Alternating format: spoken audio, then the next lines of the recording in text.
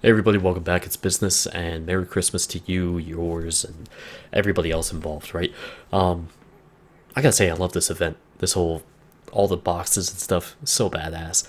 I have received a lot, of course. I've given a lot, and it's just, it's really fun. I mean, getting all these camos and things, and as you'll see in a moment, some ships. I didn't record any of that because I was streaming, but you'll be surprised with some of the stuff I ended up with, or maybe you won't.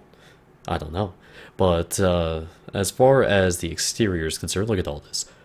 Got 265 of the Ocean Soul, the pajama camo. That's just, yeah. But the Gamescom camo looks badass on most ships. Meanwhile, Restless Fire, the Halloween one, Anniversary, and so on and so forth. I mean, there's a lot of excellent camos out there to use now, and everybody should have a considerable abundance of them. But you do also get gold, and I was at 3,900 at one point, and I went up to 24,000. Yeah, got a shitload of gold, and I did end up with a lot more dragon flags, as you'll see in a moment too. But the flags have been pretty awesome so far. I really want India Delta and India Yankee. That would be fantastic, but I don't think you really get those. It seems to be equal speed Charlie London, which I got about 250 of those so far, and I got another 333 Dragon Flags, which was awesome. And as you saw earlier, the Papa Papas as well. But I did win a number of ships as well, including the Marblehead. Yeah, this ship is a hull Omaha, and it has double the rudder shift of a Mermaid's. So think about that. Yeah, pretty shitty. But I did win, like everybody else and their mother, the Gremiashi. So yay, we finally got this. I've always wanted this ship, and I regretted not picking it up back in the end of closed beta. But I actually got two Prince Oygons, which is why I had so much gold to begin with, because the second one gave me 11,000, which is awesome. Got an Anshan as well from these boxes, and from that extra gold there. Oh, actually, there was the Emden as well, which I think I'm actually going to take out and just mess around because I want to shoot some destroyers, and that's a really good ship to do. But I did use the additional gold to go ahead and get the Missouri, so I converted the XP, and I will be testing this out today. I am doing a stream today for at least 20 matches, guaranteed. I'm just going to muscle through it. If I lose them all, fuck it, I lose them all. And I've had some interesting matches lately, a number of comeback wins, but it's a holiday. I'm just going to be drinking, and I'm not going to be expecting much of anything, so there's that. But I did want to just mention I will be trying to do a few giveaways here where should equate to upwards around $200 and total giveaway. And what the main prizes will consist of will be 6,500 gold, two for the NA server, one for the EU, assuming that I can have somebody help me out with, one of my mods, for instance. I'll send them the money, and they'll buy the gold for you on the EU server and send it to you that way, since we don't really have quite the same level of options to pay to EU as EU does to NA, which, don't ask me, I don't make this shit up. It's stupid, and it makes this type of stuff sort of problematic. But for the EU players out there, I want to make sure that you guys get your due as well, and I do appreciate your support, and high five to everybody out there, so thank you very much. But otherwise, I will be doing a hell of a lot of boxes, probably just the $3 ones, so I could do more of them, and that seems to be the one everybody's trying to do anyways, because they may or may not have a higher hit rate for premium ships, which if they do, that's pretty interesting. But I did want to try to get about anywhere from 10 to 30 winners on that. It just kind of depends. I think I want to do like 2 boxes each. Maybe I'll just do it that way, and we'll get those awarded to everybody at the end of the stream. But yeah, should be pretty fun though, and I'm just hoping it's nice and easy going, and everybody is just chilled, and we're able to have a minimal amount of salt, which let's be honest, that's pushing it. I mean, the reality is, yeah, there's always going to be salt, but that'll be that. But I do plan on playing a Kawachi game, a Miyogi game. I'll play the Missouri for the first time on stream, and actually first time period, and test out that radar and see how it behaves, and see whether or not there's any reason to continue having an Iowa around. Otherwise, let's see. There's a few other things I plan on playing. Definitely some more of the low tier German destroyers, because the V170, the V25, the G101, they're a lot of fun. I'm not going to play anything above that. I just don't see the point right now. I think that the low tiers are in a good place, the mid tiers are awful, and the high tiers are, I don't know. We'll see, I guess, what the future patches entail in terms of the changes for them, but I'm not in any rush to get up to the Z23, 46, and 52, considering the launch nerf of Invisifire and how that affects those ships. So other than that, though, I'm hoping to play a few more gearing matches. I'm showing you some footage of that right now because this was a pretty fun match to play, and I kind of was flying by the seat of my pants on this. So send some torps out to the big, bad, nasty German battleship over there, and now I'm undetected. So thankfully, I took some damage there for sure, but it could have been a lot worse. And now I'm detected again because there's a freaking Zao near me, and the spotter plane, of course, has given my freaking position away. But that curve first, he's got his guns trained over here, and I'm really not liking that at all. That ship is just such a damn pain in the ass to go up against in certain situations. I really have no fear against it in other situations, which is kind of funny, but with those 12 shells that it can dump out, if they decide to fire into the smoke, you're probably going to get hit by at least a couple of those shells, and if not, it's still a butt puckering experience. So you gotta respect the power that the curvers can unload, even when you're not actually spotted. But unloading into the Zao here as he's getting way too close, and I'm deathly afraid of having a bunch of those 8 km 76 knot torps show up like way too close to me. So I've got to figure out what I'm gonna do here, and there they are. But finally have the torps end up in the curve first and take a nice amount of health off of him, cause some flooding too, so that's good. But looks like he went ahead and repaired that, so let me see if I can get his ass on fire again. But I'm still not working very much on the Friedrich, the tier 9 German battleship. I'm in no real rush to play that at the moment, and obviously I've got a ton of other ships to play. The Gremyashi so far has been crazy fun. Doric, Glatt, and I ran a triple Gremyashi division, and we just tore shit apart.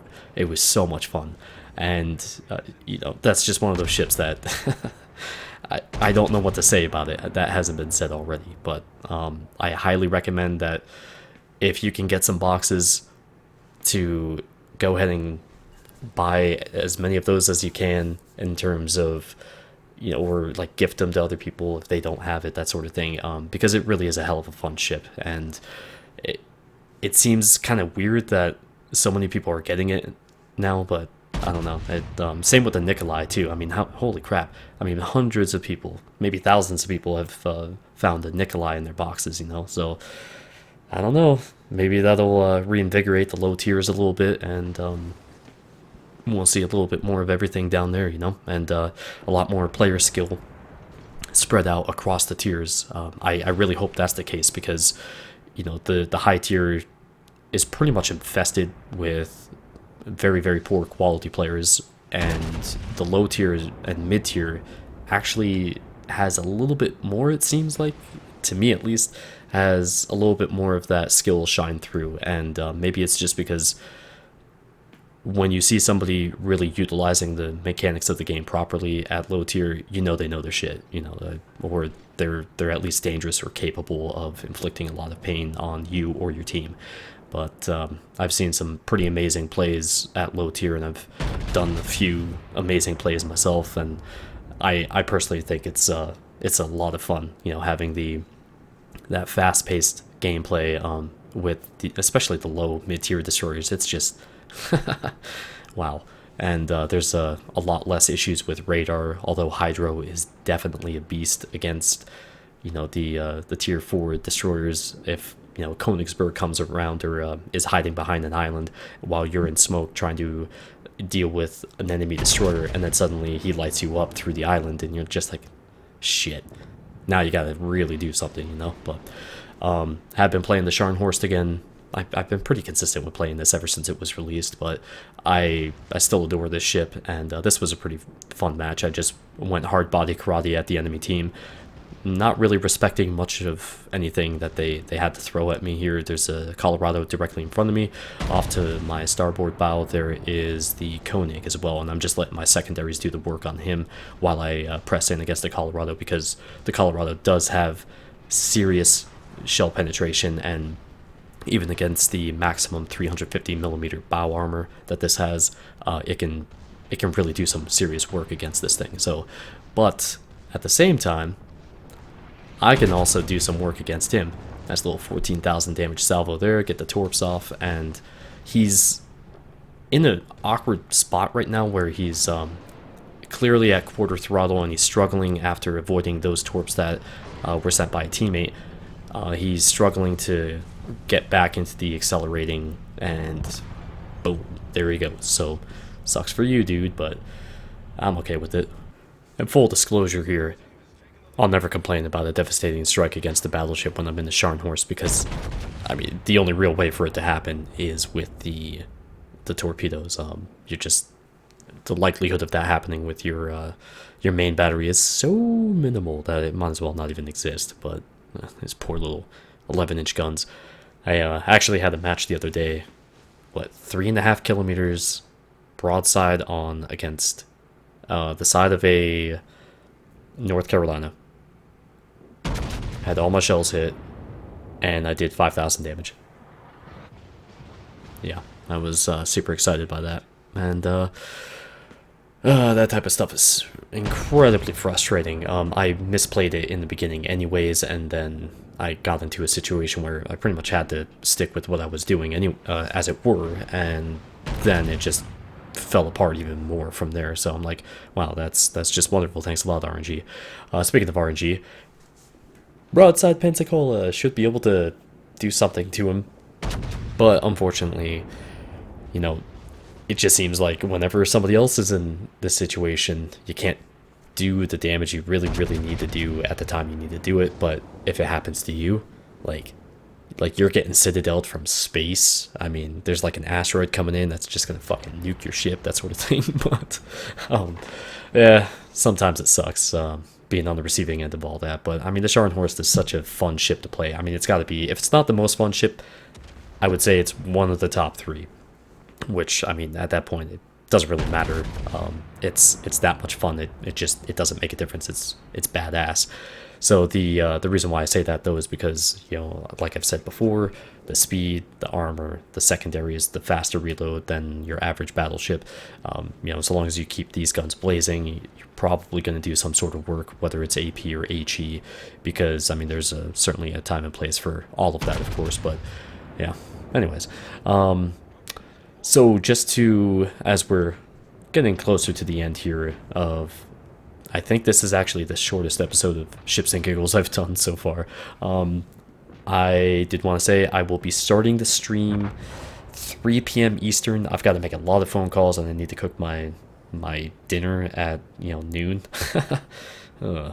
And get that all squared away. But I've got some stuff to do before I stream, and if I start up late, it's because I'm probably on the phone trying to talk to everybody as fast as I can, and because they're all over the country, so I get to spend my Christmas with you guys blowing shit up, and I will probably end up playing other games too after World of Warships, so if you want to hang out and just kind of be in Christmas chill mode, by all means. That, or I may not end up doing that at all, just because of the fact that I don't know if I'm going to be just exhausted or flat out drunk by the time we finish up with World of Warships. But again, I will be doing 6,500 gold in commemoration of the fact that we have over 6,500 subscribers on the YouTube channel. So again, thank you everybody all over the world. I really, really appreciate it. And getting closer to 1,700 followers on Twitch, which certainly a lot lower, but for somebody who has never had a schedule over the last year with Twitch, I think that's pretty damn good. So pretty happy with that. But again, thank you all, and I hope you have a great Christmas wherever you're at, and I certainly hope that the gifts that that you're getting from these crates with this whole thing with that Wargaming is doing with World of Warships, I hope you're getting something really awesome with it, because I love this type of stuff. It really brings out the best in people as far as gifting this and that, and it just makes things a lot more fun. And I think to do like last year was great, and this year is absolutely ridiculous. I have no idea how they're going to be able to top themselves for next year, but I can tell you that they're probably not going to have such a high rate of premium ships in whatever they do next year. So just in all likelihood, so just get it while you can. And thank you all again very much. I hope to see you on stream, and Merry Christmas. So see you back here soon. Take care.